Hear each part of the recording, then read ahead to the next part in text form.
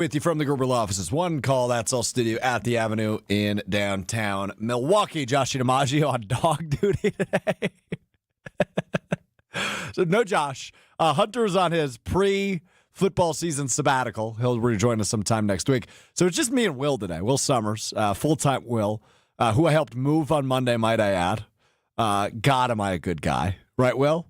I very much appreciated it. It sucked. It was not fun. It sucked. It wasn't fun. It was so hot. It was really warm out. It was the second story of an apartment building with not a very, we'll say, spacious staircase. No, we ripped up the wall a little bit. We could be honest. Especially when we moved the couch. Allegedly. No, that was already there when we got there. Yeah, you're right.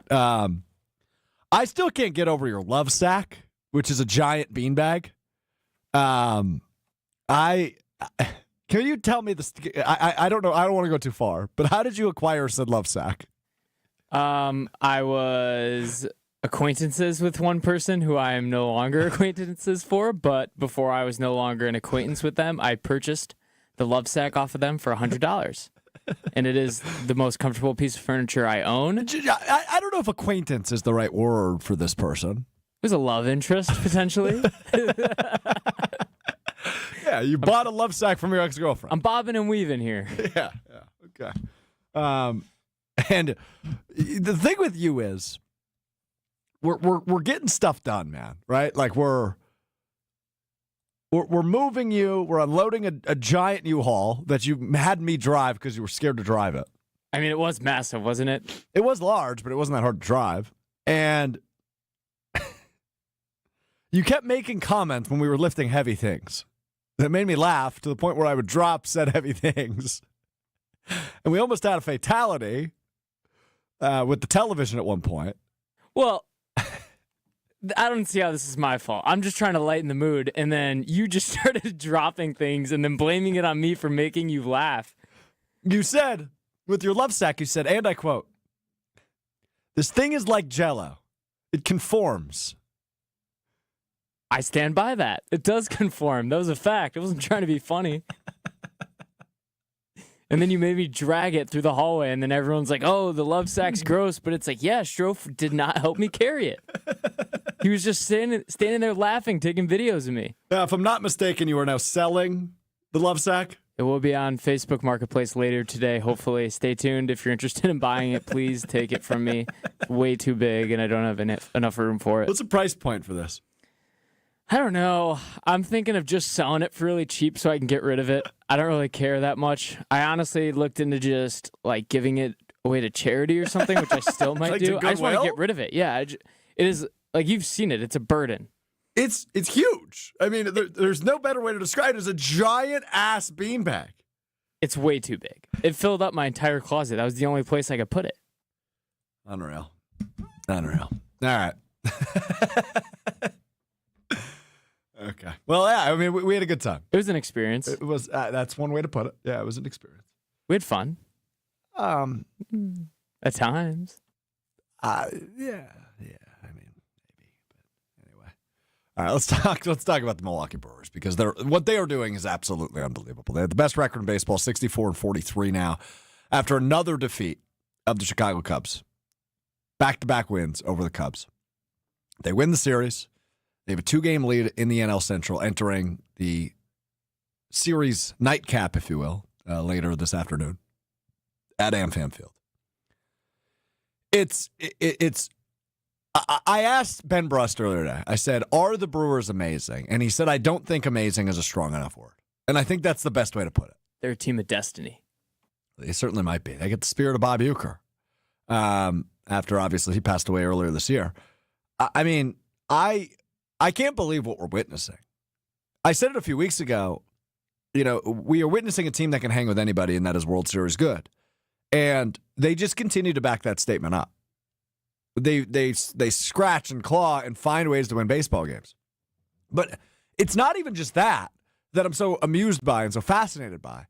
It's the unsung heroes. It's the guys that you don't expect stepping up. Like, Isaac Collins is just a big game player. It's a statement of fact. That guy just shows up in big moments. Sal Frelick hitting a home run on Monday night. right? That's a guy who doesn't hit home runs, and he's done better this season, right? He bulked up in the offseason, as we talked about many times on this program with my favorite player, Sal Frelick. But he hits a big one on Monday night, his 8th of the season. Caleb Durbin's been good in stretches.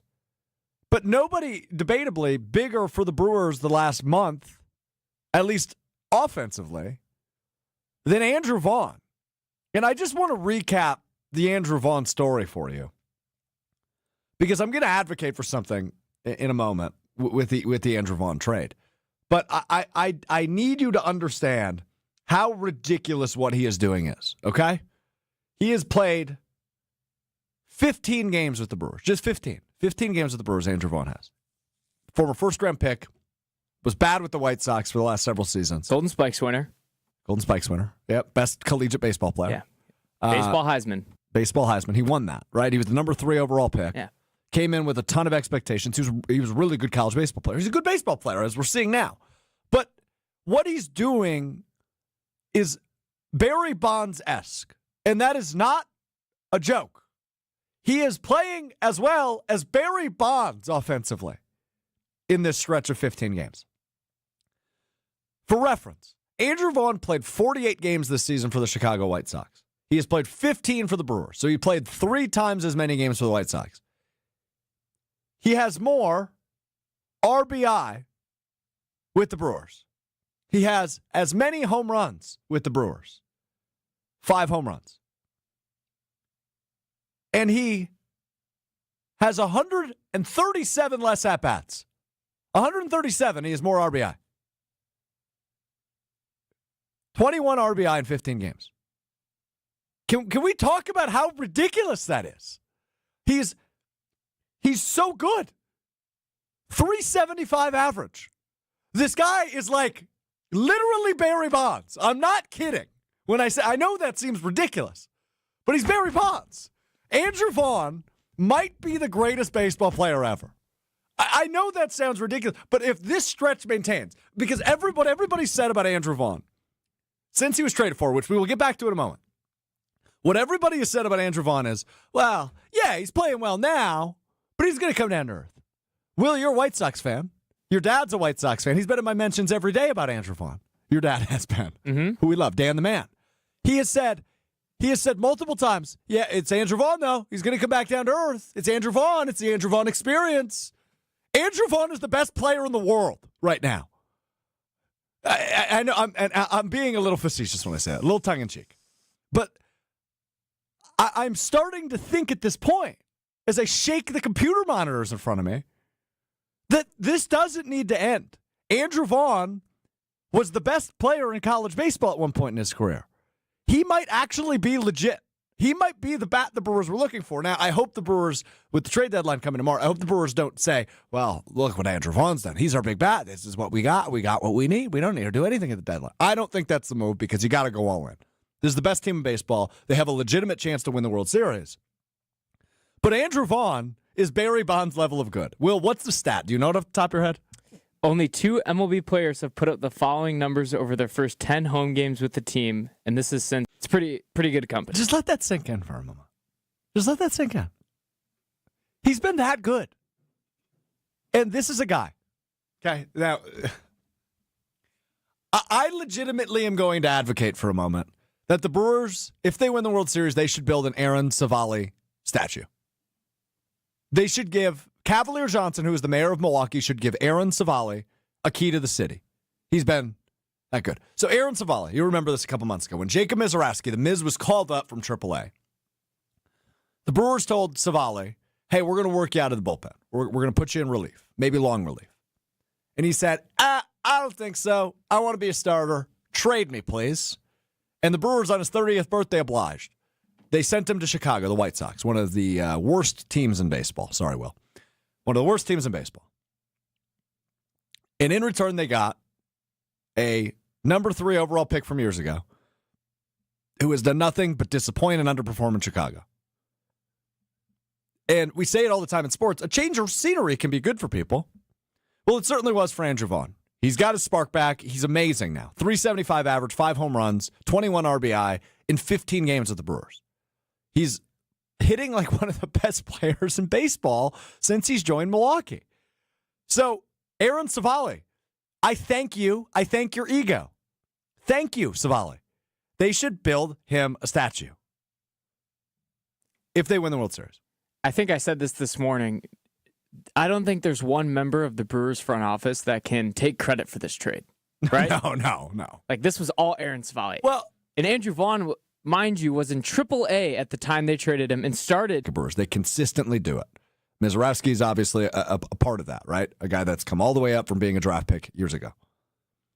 With Andrew Vaughn, I think it's obvious that the talent was there, right? You don't win, what is it, the Gold Spikes?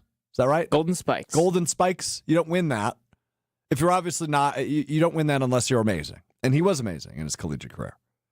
So they knew the talent was there, but it just hasn't come out in the several years he was with the White Sox in AAA or whatever. What's happening right now? Ben Brust is here. Give us a second. Are you coming on the show? Okay, great. Ben Brust is joining us, former Wisconsin basketball hooper, host of Kyle Brust and Nortman on ESPN Wisconsin. I think he hears me comparing Andrew Vaughn to Barry Bonds, and he's fired up. You're good to go. What's up? Brewers! Brewers! You couldn't wait until 2. Oh, wait, you have money. Yeah, so you owe me $10. I threw you a little bit on our bet, so consider this the 10 that you owe me. $32 free dollars. Wow. Unbelievable. Thank you. All because the Brewers scored over 4.5 runs. Let's go. So here's my issue. I want you to go back to Pato. I don't know how. Intern? Yeah, dude. Well, he's full-time Will for a reason. I'm just talking about, number one, if the Brewers win the World Series, Aaron Savali statue, you in? Something. A plaque. Like, statues. They should put him on the Walk of Fame. Yes, Yeah. absolutely. Like, people could take pictures. I don't know if there's ever been an active player inducted into the Walk of Fame. They should do it with him if they win the World Series. In July, he had a 1,200 OPS. Yeah, he's still hitting a 375 average. He has played. Understand. He has had 137 less at bats in Milwaukee than he did in Chicago this season. He has 2 more RBI. It's RBI. RBI, yeah. Runs batted in. RBIs. It's not runs batted ins. I know, but it rolls off the tongue better. Will, you're a baseball guy. It's RBI singular, right? RBIs, plural. That's Plural. wrong. That's incorrect. Yeah, but It's grammatically incorrect. It's RBI. We can say he has 2 more RBI, but 2 more RBIs makes you sound cooler. We were receiving 2 phone calls, Will. What did you do? I don't think anything. Congratulations. I say once your show is done, you go to Potawatomi, I'll look at the bets, and we roll this into something for today. What did you break? What, is Brust on the air? I think he was for a couple seconds. All right, I gotta go. He caught us by surprise. I didn't know he was coming down here. We sure we should make this guy full-time? I don't know right now.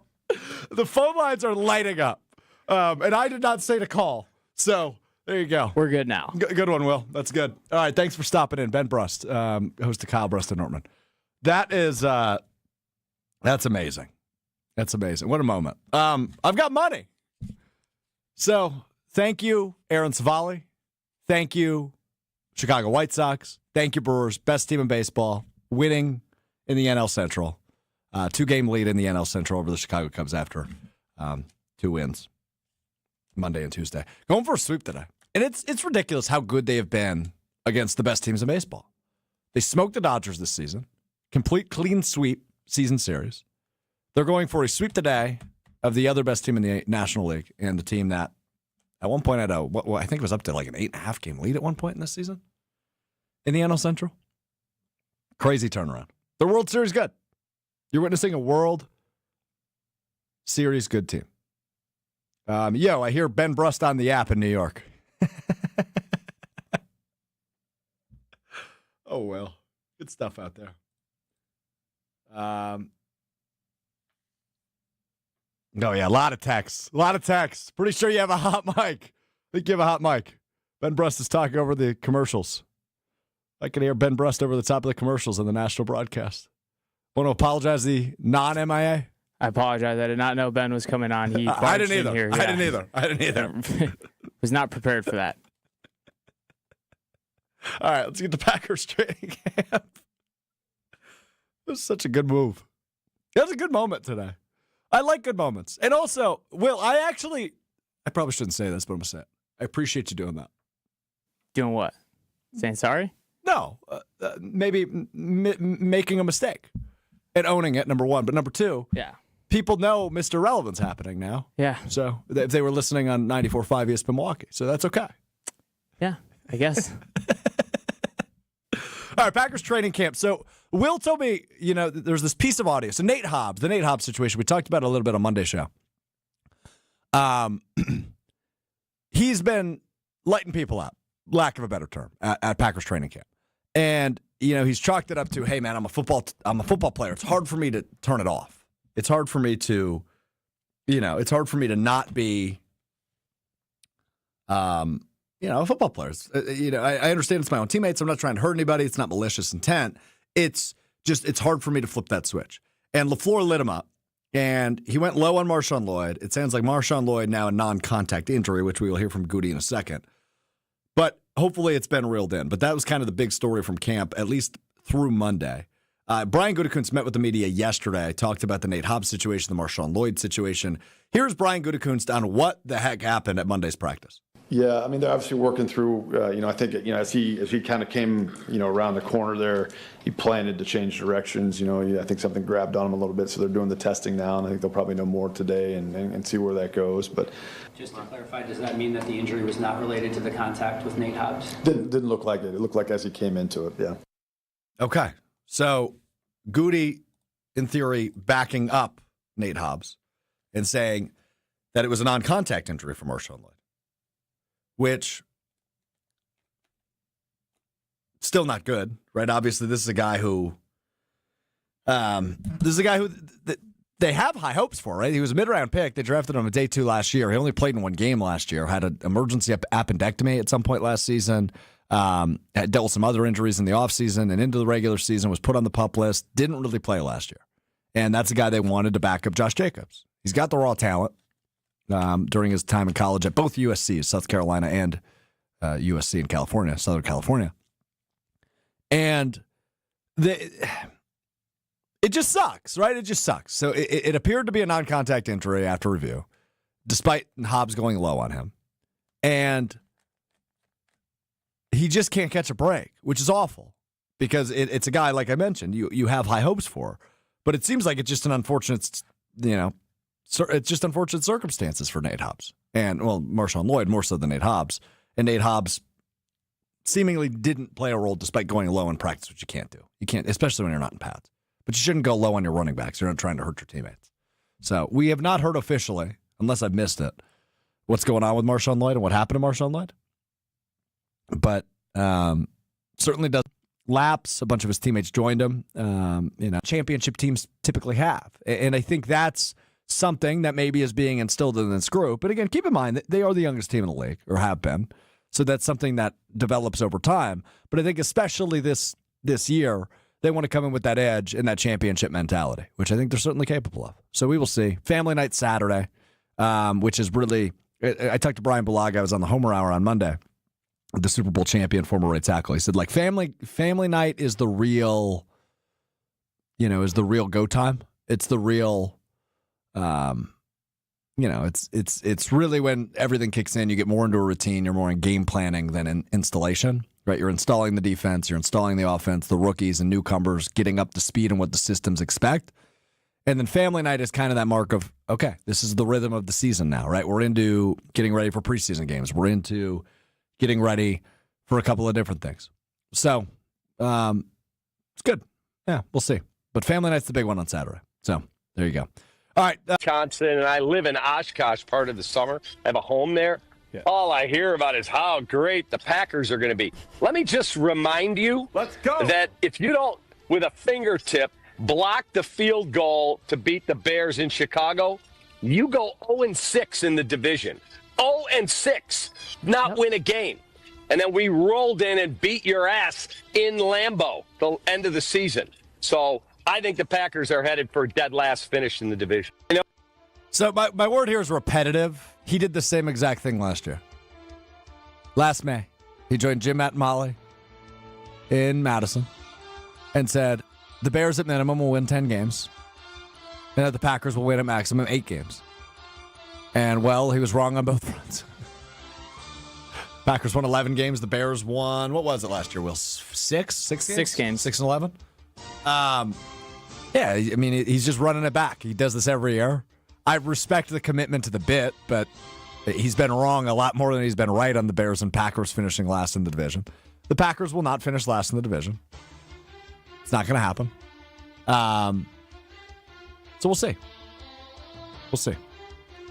But repetitive is my word on that one. Well, what's next? Mike Tannenbaum yesterday on First Take released his top 5 quarterbacks in the NFC. At number 5, Baker Mayfield. Number 4, Jalen Hurts. Number 3, Jared Goff. And number 2, Jaden Daniels. And number 1 was Jordan Love. Yeah, it's incorrect. As much as I love Jordan Love and think he eventually will be, one of the best quarterbacks, if not the best quarterback in the NFC, he's not yet. Jalen Hurts, what'd you say he was on that list? 5? Jalen Hurts was 4. That's crazy. Jalen Hurts is the best quarterback in the NFC. He won the Super Bowl last year. Now, obviously, he has a great offense and a good head coach and a really good defense, and he has a lot working for him. But Jalen Hurts is a really good quarterback. Jaden Daniels, I just think it's too early to crown him. I'd still put Love above him, and that part I agree with from Mike Tannenbaum. But it's too early to crown Jaden Daniels. I think he's really impressive. I think he's going to be a really good quarterback. And has shown some amazing flashes. He won the Heisman Trophy for a reason. It's the same Andrew Vaughn debate. But the word's incorrect here. This is bad. Very bad. Christian Wilkins reportedly had an incident with a teammate that led to his release by the Raiders. Sources within the team are being careful. They won't leak too many details, but one says it was weird, like a very weird incident. Yeah, so another report, I think this one from Adam Schefter, that he kissed a teammate on the forehead in the locker room. Which we do that here all the time. I mean, yeah. Wouldn't say it's normal workplace etiquette. I wouldn't say this is a normal workplace. The word is smooch, but yeah, I don't get it. I just don't get it. So I guess we'll see. Eventually, details will emerge. But really, really strange story, unlike anything you'd ever heard. And I think he has a Frank's injury, or Liz Frank injury or something with his foot. So which is a bad injury, hard to come back from. So I don't know if a team will pick him up after the hush-hush behavior around his release. But I guess smooch would be my word, Will. Nice. Okay. The Brewers' odds to win the NL have dropped to plus 700. When about 3 weeks ago, it was plus 2,500. It's still too high, I think, which is good. You should probably run. I might run to Potter right now.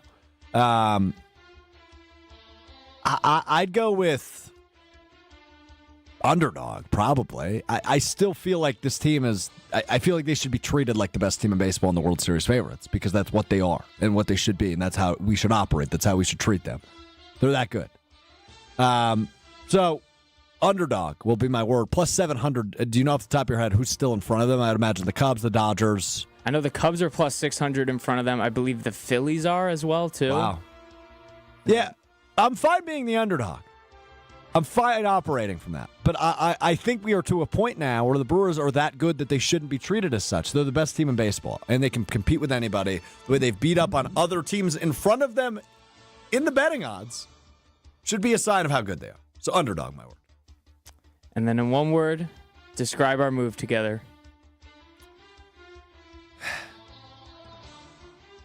It's a good question. This is the one that stumps you of all of them? Yeah, because I need to think of the correct word. Entertaining might be the right word.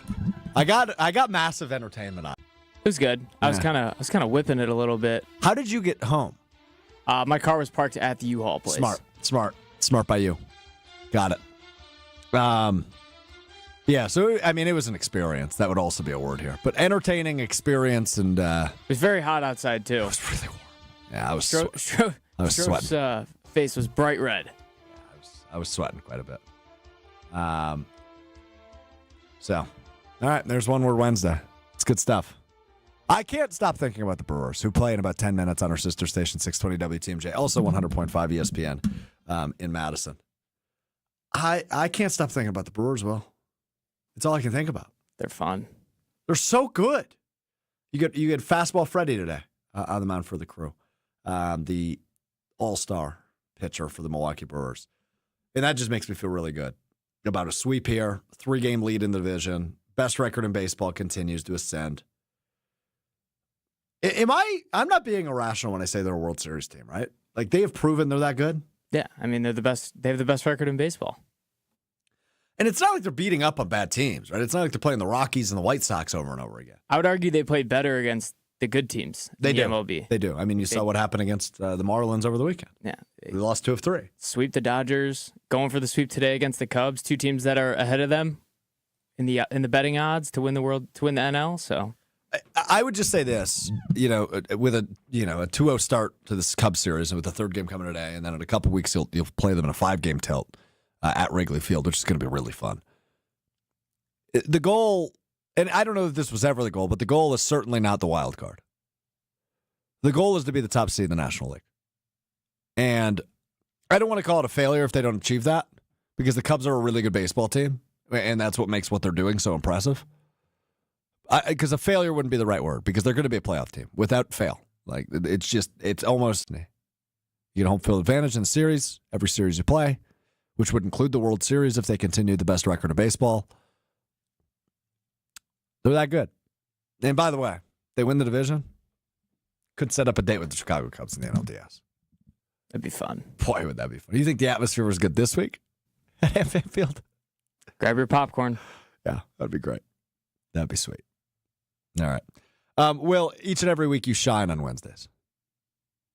Mm-hmm. Or you attempt to. I guess you could say that. You attempt to shine on Wednesdays. You give us your Chris Berman impression as you run through the fastest 2-minute style of your Wednesday week in review. We call it Will Sommers Wednesday Week in Review. And we do that right now. On Mr. Irrelevant Will, the floor is yours. All right, we're going to get into the Brewers. Why not? They're hot. After dropping the first 2 games in the series, the Brewers look to go deep-sea fishing on Sunday to take a game from the Marlins, and it started with Jackson Honey Nut Cheerios as he serialicated a ball into the gap for an RBI double in the 3rd to tie up the game. Andrew Vince Vaughn doesn't just crash weddings, but he also crashes sweeps as he hit a ground rule double to tie up the game at 2 in the bottom of the 8th. The game continued to be knotted up in the bottom of the 9th until Blake Lively Perkins singled to center field, and Eric Haas didn't even need to get his traveling pants dirty as he scored the walk-off run from 3rd. That was good. On Monday, the Brewers hosted their NL Central foe in the Chicago Cubs at American Family Field as the start of a 3-game series. Christian Wilkins Yelich nearly kissed the ball goodbye as he doubled to right, scoring 2. Andrew Garfield Vaughn used his spidey senses to feel that it was time for another big hit as he homered to left in the 5th to make it 5-3.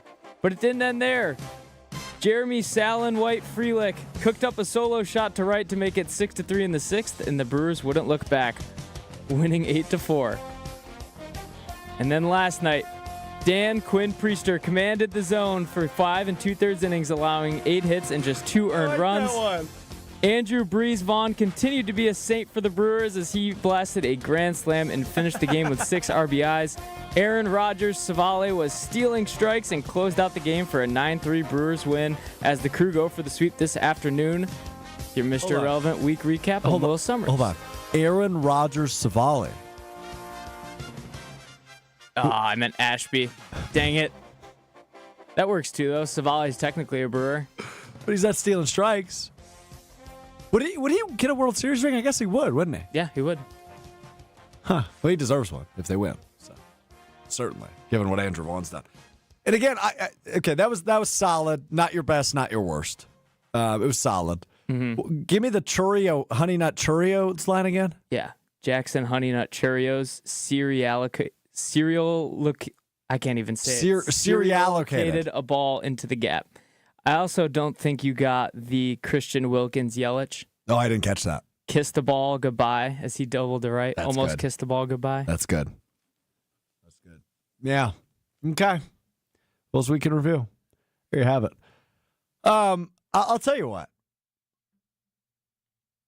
I'm just at a point with them where everything, it makes the football season seem like it's not there, I don't miss football as much.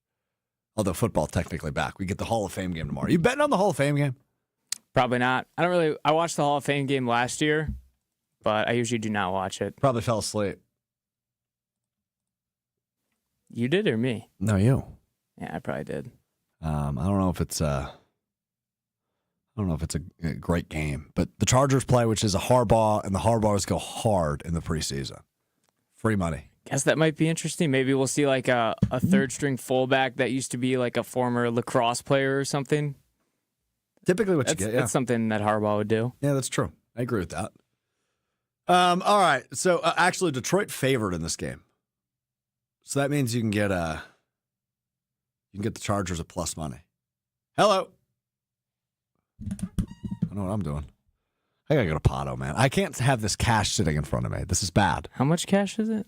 He gave me $22. $22. Because he Venmoed me. So Brust Venmoed me $10 because Kyle wouldn't give his little cousin money one time to buy a backpack.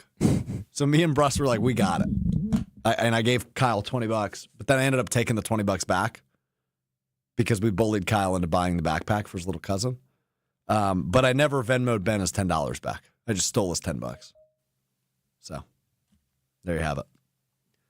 All right. Time now for What We Missed, What We Learned, which is presented by Door County Distillery, locally produced, handcrafted, award-winning spirits made locally in beautiful Door County. If you're heading up to Door County, do the tours, do the tastings. Check it out just north of Sturgeon Bay in Carlsville. Whiskeys, rums, gins, vodkas, all the in-betweens, brandies for your old fashions. Available all over the state. Madison, Milwaukee, Green Bay, Stevens Point. No matter where you're at, Door County Distillery has you covered. Check out their website, doorcountydistillery.com, to find the retailer nearest you and the huge list of unique cocktail recipes. That's doorcountydistillery.com. All right, so are you allergic to bees or anything? No, I'm not really allergic to anything. So did you see this Michael Garcia story from the Royals? I did not. So Michael Garcia, their designated hitter, he got stung by a bee during his at-bat. Legitimately during his at-bat. He's standing in the batter's box, boom, buzz, sting. Got stung by a bee. And then hit a double. That's so sweet. I've been stung by a bee during a baseball game before, too. Have you? Yeah. Did you hit a double afterwards? I hit a triple, actually. Really? I remember it vividly, yes. Do you think that gives you some sort of superpower? I don't know. Maybe it, obviously hitting is very mental, so maybe the pain of the bee sting got you juiced out? takes your mind off of the actual at bat itself. More free flowing. Yeah. So you hit a triple. Michael Garcia hit a double. So you actually just won up this Major League Baseball player. I'm better than a Major League Baseball player. Yeah, that's what I'm hearing as well. I love also one other thing that I saw. It's just a headline I read. Gen Z taking over professional sports. So the number one overall pick, Cam Ward, in the NFL draft, who now plays for the Tennessee Titans, called the Titans offense, quote, very mid right now, end quote. Some good confidence from your number one pick. That's brutal. Very well, mid. I mean, they're the ones that were, I believe their front office was asked if they believe that this is a Super Bowl team, and they kind of laughed. Yeah, come on, they guys. said, hey, man, that's always the goal. It's always the goal. I mean, well, what do you want them to say? They said a lot of other things before they said that was the goal. But what do you want them to say? They're the Tennessee Titans. They're not winning the Super Bowl. Newsflash. Internally, probably they know that, but you have to at least give off, the feeling that you think that you're going to be good this year. You should, but you got to be honest with yourself at points too. Like the Packers can think they're a Super Bowl team. They're allowed to think that. There's probably several teams ahead of them that are more championship ready right now than the Packers are, but at least they're in the conversation. So they can say, yeah, I think this is a Super Bowl team. I don't know if the Tennessee Titans can, and I think they're aware of that. You got to be, I always preach self-awareness. I view it as the most important human quality. You got to be self-aware when it comes to championship expectations, and I think that's all the Titans were doing. I saw that. I didn't have a problem with it, and they did kind of laugh. I think which probably isn't the way you should handle it, but you have to phrase it in a certain way, though. Like you could say, "We're building a Super Bowl team." Right, we're getting there. Yeah, no, we're getting there. We're building, because that doesn't put a timeline on anything. That could mean this year. That could mean in 10 years. But knowing what you know about the Tennessee Titans, are they a Super Bowl team? No. Right. So it's kind of an impossible question, and everyone knows that. But also, why is a journalist asking that question? You know the answer. Do you just need a quote that bad that they're not a Super Bowl team? Because I'll give you the quote. ESPN Wisconsin radio host Alex Strouf says, quote, the Titans, definitely not a Super Bowl team. And their offense is very mid right now. Actually, that'd be plagiarism because their quarterback already said that. So, all right. Well, that will do it for us today. We're back Friday. Josh is back Friday. Hunter's not. Will will attempt to make no mistakes on Friday. I don't know if he will or not. Let's hope not. Yeah. You feeling okay? Yeah, I'm a little bit rattled. I could tell. Yeah. Yeah, I could tell. You went away for a while shortly thereafter. Yeah, it caught me by surprise that Ben ran in. Yeah. And I felt like something wasn't right. And turns out when the phone started ringing, Yeah. we realized something was not right. Mm-hmm. It's so many phone calls. Yeah, not good. You also didn't answer any of the phone calls. Well, I kind of figured what they were going to say, so. Yeah, that's fair. Yeah, okay. I thought I was giving away something, and I was like, what did I say? I thought you were due for a second. I don't think I have any State Fair tickets to go away. I thought Ben was giving something away. Yeah. Maybe, giving out money, I guess. Yeah, maybe they thought the $22 was theirs if they called. Something like that. And I don't even know if I can do that legally. Otherwise, I would. I would love to spread the wealth. I put no money into this. I bullied my way in to $22. I did nothing. I had no initial investment, nothing. So shout out to me. Congrats. Thanks, Shout man. out you. Thanks. All right. We're back Friday. Joshua rejoins us Friday. Live at 12:30, ESPN Milwaukee, ESPN Madison on YouTube. You can also catch us in the ESPN Wisconsin app, in the Mr. Irrelevant feed. Typically not the Listen Live feed, but you heard Brust on there a little bit today. All right, Will, don't be rattled. It's all right. It's all right. Head up. You're not going to get fired. Head up. We're back with you Friday. We'll talk to you then. Peace.